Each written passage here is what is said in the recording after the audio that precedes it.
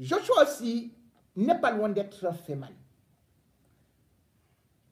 De par ses agissements, de par son goût de l'argent. Mais Joshua aussi n'est pas le seul.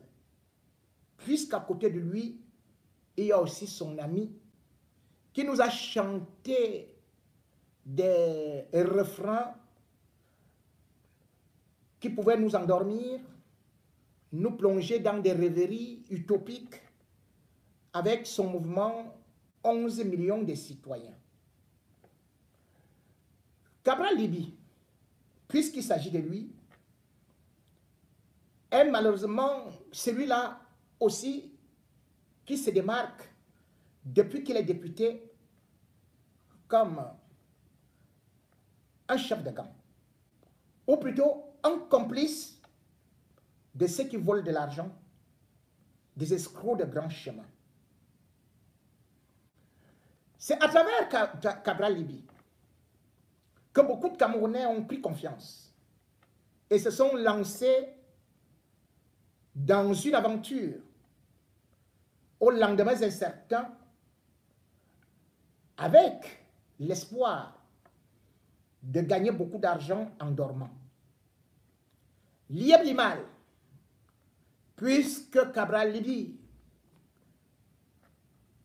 bombassa comme le promoteur de cette entreprise de vaste escroquerie, eh bien, a prospéré grâce aussi à l'aval de Cabral Libby. Cabral Libby a donc donné une envergure et une respectabilité à cet individu du haut de sa stature de député à l'Assemblée, appelant l'État du Cameroun à considérer Émile Parfait Sim comme un héros, à l'encourager, parce que selon lui, le regardant, il ne voyait qu'un ange, un archange de lumière, et celui qui allait sortir le Cameroun de la misère, voir l'Afrique entière de la galère. Sauf qu'aujourd'hui, celui-là s'est enfui et s'est réfugié comme un ver de terre sous terre. On ne sait plus où il est passé. Aux États-Unis, en Europe, partout en Afrique, il y a eu beaucoup de victimes. Et ceux résidant au pays de l'oncle Sam se sont réunis pour dire, puisque la justice camerounaise ne parvient pas à faire son devoir, puisqu'elle est manipulée, puisqu'elle a acheté, puisqu'elle est soudoyée, eh bien, il fallait donc maintenant attaquer Lieb Limal, Émile Parfait Sim et ses complices à l'international. Une plainte a donc été déposée à l'État de New Jersey par des avocats hyper qualifiés et surtout qui représentent au moins une vingtaine de victimes aux États-Unis. Et cette vingtaine de victimes a choisi justement aussi des cibles. Et parmi elles, Cabral Libby et une autre activiste, Nathalie Yam, qui, faut-il le dire, a été une pièce maîtresse pour la promotion de la crypto-monnaie et qui a même qualifié Touadéra comme étant un véritable héros qu'il fallait déifier, qu'il fallait sanctuariser, qu'il fallait vénérer. En bout de compte, on se rend compte que c'est une association de malfaiteurs. Plainte a donc été déposée aux États-Unis et les conséquences seront désastreuses, puisque Cabral Libby, en tant que député, ne jouit pas d'une immunité aux États-Unis, sera donc convoqué là-bas à pouvoir s'expliquer. Sans l'ombre d'un doute, il sera condamné. Et s'il ne se présente pas, parce que les complicités sont bel et bien établies. Partout où a été Émile Parfait-Sim, eh bien, Cabral Libye était là. Que ce soit pour la promotion de telle chose, que ce soit à tel endroit, ils étaient main dans la main. S'il ne se présente pas, il sera toujours jugé et sera condamné. Les peines sont lourdes, peuvent aller peut-être à 5... ah bon, je ne suis pas juge, mais elles sont très lourdes. Surtout, les circonstances peuvent être aggravantes. Et lorsqu'il sera condamné, il ne pourra plus voyager. Parce qu'un mandat d'arrêt international sera délivré, ce qui signifie qu'à tout aéroport international, il sera arrêté. Ça ne blague pas. Ce qui arrive à Cabral Libye n'est pas un accident.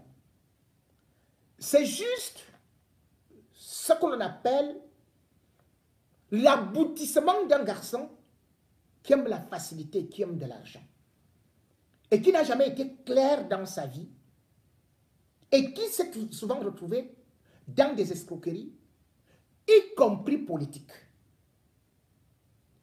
On se rappelle quand même que si aujourd'hui Cabral Libye se retrouve dans ce système qui ressemble à ce qu'on peut appeler malheureusement une vaste escroquerie à la Ponzi, c'est que les Camerounais connaissent son petit nom, Kouagne. Pourquoi est-ce qu'on l'a surnommé Kouagne? Kouagne, c'était un grand féman qui finalement est mort dans des conditions désastreuses. Et depuis qu'il est en politique, on a vu les œuvres de Cabral Libye, à savoir se jouer de ses collaborateurs, essayer de jongler, essayer de faire le fait. Chacun d'entre vous se rappelle de cet épisode où le mouvement 11 millions de citoyens avait eu à s'allier avec Univers du professeur Prosper Nkumbondo. Il fallait présenter Cabral Libye à l'élection présidentielle. Eh bien, c'est ce parti politique qui a été son socle de soutien. Mais on se rappelle quand même qu'il y a eu des bruits dans la mesure où on a appris que l'apport de l'État du Cameroun par rapport à la campagne de Cabral Libye s'élevait à 15 millions de francs. Les 15 millions de francs, il fallait faire des comptes. Nkumbondo n'a pas vu là où un centime passait. Cabral Libye avait piétiné désespérément les articles 3 de leur convention et même l'article 4, l'article 1, l'article 1, l'article... Bref, il avait marché sur la loi et malgré le fait qu'un huissier ait eu à signifier qu'il fallait absolument qu'il soit disponible pour qu'on fasse les comptes n'ont jamais été faits. Chacun d'entre nous se rappelle quand même que Cabral Libye est venu en France, est allé aux États-Unis, est allé en Belgique, bref, il a fait le tour de la diaspora.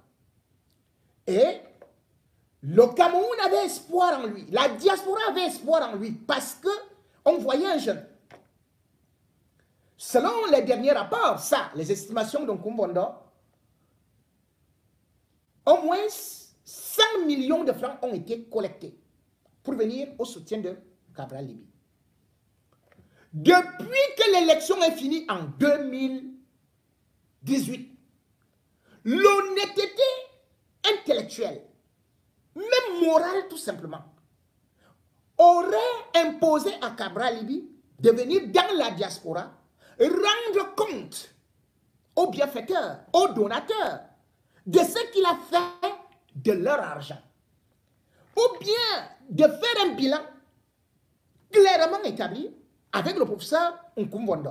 D'autant plus que d'ailleurs, pour aller à aux élections législatives et municipales, ce n'était plus avec Nkumbondo, mais c'était bien ailleurs, il avait déjà encore dribblé. Jusqu'à ce jour, nous sommes quand même en 2022. Cabral Libye n'a rendu compte à personne. Comment est-ce qu'on peut considérer un tel monsieur? Lorsque vous jonglez déjà, vous n'avez même pas encore commencé à gérer les caisses de l'État. Et l'argent que le peuple vous donne, vous ne pouvez pas rendre compte. Quand on parle des FEMAN, chacun d'entre nous peut bien imaginer que c'est peut-être, oui, il voulait juste introduire, il voulait juste permettre que les Camerounais puissent aussi profiter avec Émile Parfait. Mais non. Le problème, c'est que, en tant qu'un homme aguerri, il savait ce qui allait arriver. Et d'ailleurs, je vous rappelle, c'est mon jeune frère et confrère à l'époque au Cameroun et qui est devenu diplomate, Jean-Claude Mbédé, qui nous rappelait que Cabral Libye, quand il est arrivé en France, et même en Italie, il ne marchait qu'avec les FEMAN. Son billet d'avion pour se rendre en Italie avait été acheté par une carte volée. Et on l'avait attrapé à l'aéroport. Boum! C'est la gendarmerie, hein, en France. C'est Mbédé Jean-Claude qui avait eu à intervenir pour qu'on puisse libérer Cabral Libye. Ce n'est donc pas anodin. On ne peut pas avoir des hommes politiques comme les Cabral Libye, les Matomba. Je vous ai dit que Matomba avait au moins 12 noms. Il avait au moins 15 passeports. Au Portugal, ce qu'il a fait, c'est la catastrophe. En Gambie, ce qu'il a fait, c'est terrible. Mais c'est quoi cette jeunesse? Comment est-ce qu'on peut donc évoluer avec eux? Et aujourd'hui, ce qui est beaucoup plus inquiétant, je n'aime pas beaucoup parler quand même des dames, surtout que cette dame est trop brave, mais c'est avec un pincement de cœur que j'ai lu un rapport, ou plutôt un article qui est sorti dans le journal Le Monde, et pas seulement le journal Le Monde, parce que ce soit en Angleterre, aux États-Unis et dans le monde, c'est un rapport qu'on appelle les offshore leaks. Et c'est là où je retrouve le nom de Nathalie Yamb, qui est quand même une excellente panafricaniste, qui se bat pour faire que la France quitte l'Afrique avec ses méthodes. On l'appelle la dame de Scotchy. Elle a fond derrière la Russie. Mais dans ces révélations, on apprend qu'elle-même, elle a des comptes dans 2 paradis fiscaux et qu'elle aurait créé d'ailleurs une entreprise dans un paradis fiscal depuis le 14 février 2014. Cette société devrait s'appeler Hutchinson, quelque chose comme ça, Hastings and Partners. C'est très compliqué. J'ai attendu 48 heures, 72 heures pour qu'elle réagisse, pour qu'elle nous éclaire dessus, parce que c'est quand même un gros scandale. Dans la mesure où cette enquête n'est pas faite par un seul journaliste, mais par un consortium de journalistes. Je dois quand même rappeler à ceux qui nous suivent que les offshore leaks, c'est depuis pratiquement 2013 qu'ils font des enquêtes avec le premier jet a été fait par 112 journalistes issus de 58 pays différents. Donc, pour d'abord dire aux gens qu'il ne s'agit pas seulement qu'on va dire que c'est la France ou ceci et cela. C'est 58 pays différents qui enquêtent et qui se rendent compte des dirigeants ou des personnalités qui ont des comptes offshore, c'est-à-dire que des comptes dans des paradis fiscaux. Qu'est-ce qu'ils ont à cacher?